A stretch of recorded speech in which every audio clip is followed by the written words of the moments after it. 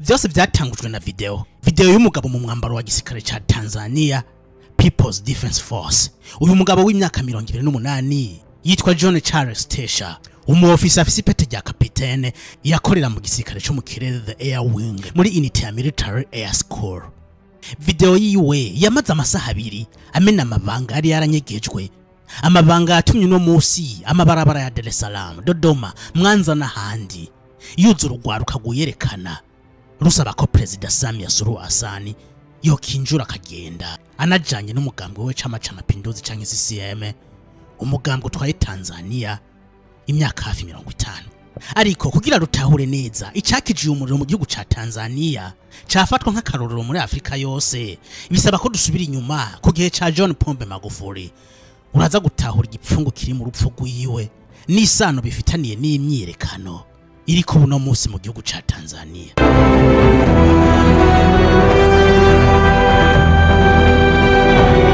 Mu mpera zo kwezi kwa kabiri ku mwaka wa 2021 John Pombe Magufuli yatangiye kutaboneka ku mugaragaro. Ibihuha bitangira gukwiragira hirya no hino muri Tanzania ko yo batameze neza. Mu gihe abatanzania bariko bibaza ibibazo byinshi ku mutegetsi wabo bakunda cyane. Mu masaha y'umugoroba w'itariki 17 Ntwarante umwaka wa 2011 kuri televiziyo y'igihugu, uwari cegera c'umukuru w'igihugu Samia Suluhu Hassan yatangaje ko John Pombe Magufuli yajyamiye ukuboko kw'abagabo azize ingwara y'umutima. Abanyatanzania benshi batangiye kugira amakenga, bibaza ibibazo byinshi ku rupfu rw'intwari. Bibaza niba koko yishwe n'ingwara y'umutima canke yabaye bugambanirwe, na cane cane ko mu myaka 5 yaramaze ku butegetsi yaramaze kugira abansi benshi uhereye indani mu mugambwe we CCM gushika no hanze ya Tanzania. John Pombe Magufuli mu gihe gito yaramaze ku butegetsi yaramaze guhindura ibintu byinshi muri Tanzania gushika naho bamutazira bulldozer canke tingatinga. Muri ico kiringo yamaze ku butegetsi ntiyigeze akora urugendo na rumwe go hanze ya Afrika. Amafaranga yakoresheje mu kubaka Tanzania yavuye indani mu gihugu. Yeretse Afrika yose kudakeneye kwa miteza amaboko mu kubaka ibihugu vyabo. Yeretse kandi umuryango witamagara y'abantu ku isi OMS nabo bakorana ko babesha isi yose mu bijanye na coronavirus. Magufuli n'abashakashatsi biwe baba Tanzania bibajije ibibazo nayo wahita wibaza. Nimba dupimye ipapayi tugasanga na yifise umugira wa coronavirus, ubwo nta makenga arimo. Amakenga arimo cyane. Niyo mpamvu uyu mugabo yahagurutse yamagana OMS n'amategeko yabo yo kugarana abantu mu mazu ngo bikunde bicwa n'inzara. Tulipopeleka sample ya papai tukaipa jina Elizabeth Anne, miaka 26, female. Papai lile lilikuwa positive kwamba lina corona. Vyasa na hatangije intambara kuri uyu muryango. Guhangana na OMS naho byasigura guhangana na Leta Zunze Ubumwe za Amerika. Umwansi wa mbere yaramaze kwibonekeza, ariko hari undi mwansi atigeze amenya. Umwansi bagenda na buri munsi. President Magufuli yari yararahiye ko atamuntu numwe azigira sahura itunga ry'abatanzania mu gihe cyose azobakira umukuru w'igihugu. Hari ibintu byinshi byatumye yiremera abansi benshi guhera mu mugambwe we Chama cha Mapinduzi. Ibi byari ibikorwa byo gukorera abatanzania, ibikorwa byatungisha igihugu ariko bigahombya akagwe gatoya kari karigize ntakogwako imbere y'ubutegetsi bwiwe. Uyu mugabo agishika ku butegetsi yazinze amaboko y'ishati aja kubikorwa. Yarahagurutse agwanya abagira biturire n'abanyontora amatungo y'igihugu. Magufuli yagabanije umushahara wiwe awugabura inshuro 4 bituma b'umukuru w'igihugu wa mbere muri Afrika ahembwa umushahara muto. Yasubiyemwe amakontra leta ya Tanzania yari ifitaniye n'amasosiyete acukura ubutare, yabona ko harimo amanyanga byose arabihagarika atunganya bishasha. Yahaye gasopa abakozi ba leta bahembwa batakoze mu gusiba kubuzi canke gucererwa. Yabemereye ko atazobihanganira na gato. Tukiri ngaha nyene muri Tanzania harimo n'abakozi bahembwa batabaho, ico bise de travailleurs fantôme. Ibi byose yarabihagurukiye maze abishira ku murongo.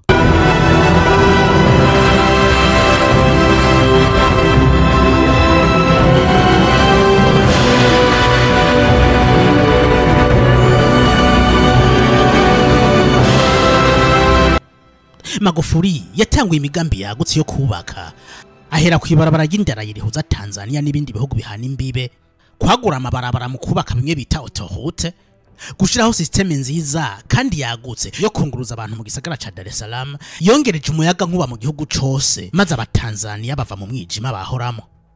Mu bijanye no kwiyunguruza ntiyashimikiye ku mabarabara gusa, no mu kirere yaragezeyo. Yavuguruye ikibuga c'indege Julius Nyerere International Airport, yongera gusubiza mu kazi societe indege y'igihugu ca Tanzania Air Tanzania yari imaze imyaka myinshi iri mu bibazo by'amadeni n'uruhombo ruteye ubwoba, kugeza aho basigarana indege imwe gusa.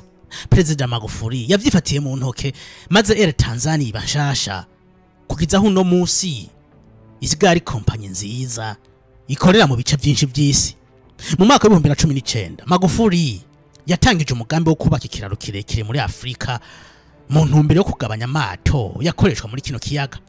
Iki kiraro catwaye amamiliyoni $500 y'amadolari y'abanyamerika, cubakwa na societe y'abashinwa China Railway Construction Corporation Limited. Mu nyigisho yakunda gutanga amajambo yose yayashikiriza mu rurimi rw'Igiswahili, maze bamwe bakavuga ko atazi n'icongereza. Naomba sana katika swala la Kiswahili tusione aibu. Mimi nilipoingia madarakani nikaanza kutoa hotuba zangu kwa Kiswahili, niliambiwa sijui Kiingereza.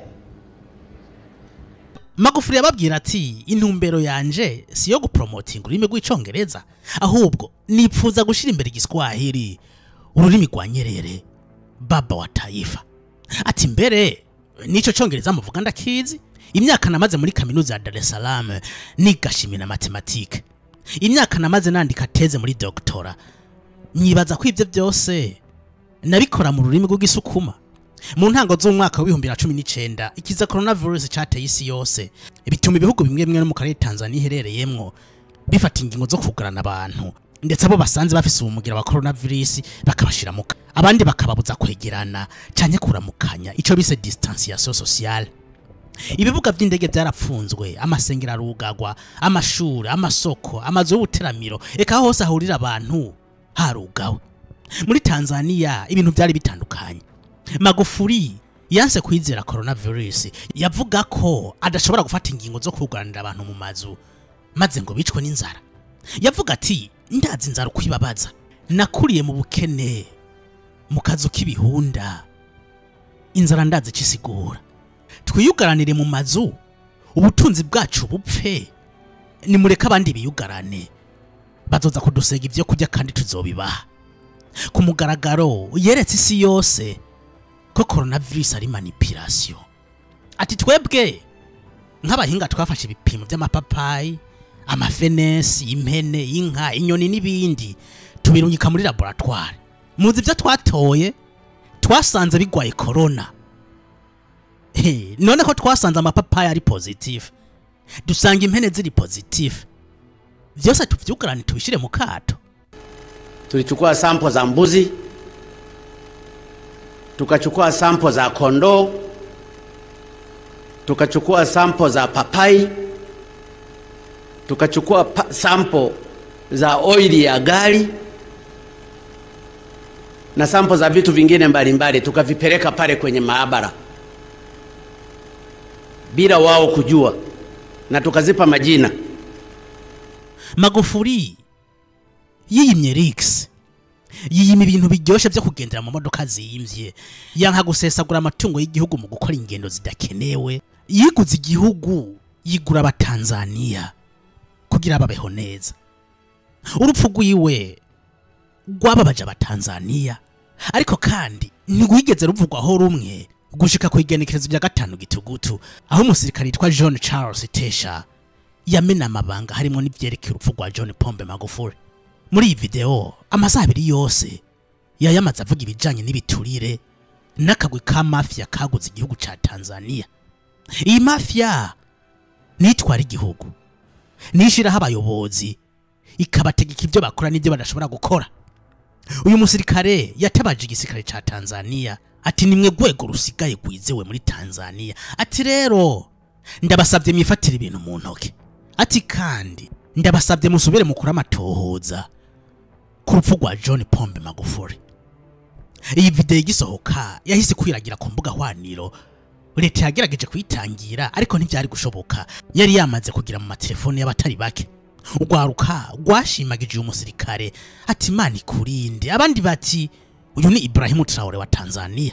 Igisirikare ca Tanzania cyahise gisohora itangazo gihuta. Colonel Bernard Musara Murunga, umuvugizi w'urwego, yavuze ko igisirikare ca Tanzania kitivanga muri politike, ati bwirizwa shingiro ry'igihugu ntiribitwemerera. Yase kwemeza canke guhakana ko Kapiteni John Charles Tesha iyo bari umusirikare wa Tanzania mu vy'ukuri canke ari umutekamutwe avyiyitirira. Mu misi yakurikiye nta wasubiye kumenya makuru y'uyu musirikare, niba yarafashwa agapfungwa, niba yarahunze igihugu, nta numwe abizi. Gusa iyi video yakije umuriro watanguye kwaka neza ku munsi w'ejo kwigenekerezo rya 29 Gitugutu, umunsi Tanzania yari ifise amatora y'umukuru w'igihugu. Ariko aya matora abatanzania babona ko atana kimwe bayitezemwo, kubera ko opposition canke abatavuga rumwe n'ubutegetsi bwa Samia Suluhu Hassan bamwe bari barapfunzwe, abandi bankirwa kwitoza. Muri aba batavuga rumwe na Samia Suluhu harimo Tundu Lissu. Uyu mugabo arazwi cyane mu mugambwe Chadema, umugambwe wahanganye na Chama cha Mapinduzi kuva kera. Tundu Lissu yafashwe kwigenekezo rya 9 Ndamukiza muri uyu mwaka wa 2025. Inyuma y'ifungwa rya Tundu Lissu, icegera cyo John Heche nawe nyene yatawe muri yompi igihe yaragiye kumviriza urubanza rwo kuburanisha Tundu Lissu mu gisagara ca Dar es Salaam. Umunyamabanga w'umugambwe Chadema John Munyika nawe nyene yarafashwe arafungwa muri Ndamukiza uyu mwaka nyene. Si mu mugambwe Chadema gusa, no mu yindi migambi ikomeye muri Tanzania hagiye hapfungwa abatari bake, abandi bakurwa ku ntonde z'abategezwa guhiganwa na Samia Suluhu Hassan. Aha twavuga Luhaga Mpina, umukandida yari guserukira umugambwe ACT Wazalendo, umugambwe wo mwizinga rya Zanzibar. Amatora yageze Samia Suluhu Hassan asa nuko ari wasigara umukandida wenyene.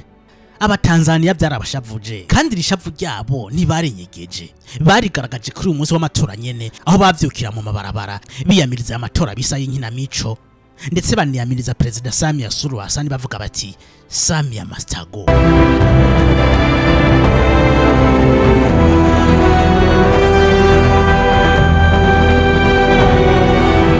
Leta ya Tanzania yahise ifunga internet, ibijanye na communication byose iravyugara. Ariko ibi ntivyabujije ko Gen Z nkuko nyina rugwaruka gwitiriwe iterambere rya internet bakoresha ubuhinga nko guhindura ama VPN n'ibindi bituma bakomunikana hagati yabo no kwereka isi yose akababaro bafise batewe na leta ya Samia Suluhu Hassan. Ibihumbi n'ibihumbi by'ugwaruka ruri mu mabarabara ya Dar es Salaam, Arusha, Dodoma na Mwanza basaba Samia Suluhu gukinjura na leta yiwe. Leta bavuga kuri kujana Tanzania mu cobo. Iki gihugu ca Tanzania cyahora ari igihugu gitekanye, ndetse Afrika yose yagifatira hakarorero. Ariko no munsi ibintu bisa naho biriko birahinduka, mu gihe no mu bindi bihugu vya Afrika hasa na hariko haraba impinduka kenshi zatangijwe n'ugwaruka bita Gen Z. Nta numwe azi neza ahize impinduka zizogeze uyu umugabane wababajwe kuva mu myaka y'ubukoroni kugeza no munsi. Ico nohereza ko muri video y'uno munsi no gusaba Imana irinda Afrika n'indongozi zayo, no gusaba Imana ihezagira Afrika nkuko indirimbo ihayageze igihugu ca Tanzania ibivuga iti Mungu ibariki Afrika. Ariko inahezagire n'ibihugu vyacu, ubwigenge bwacu, ubutungane, ubumwe n'amahoro. Nawe wabanye nanje muri iyi video, Imana iguhezagire. Fyonda like na subscribe, kandi ntibagire kuyisangiza n'abandi. Tuzosubire mu yindi video.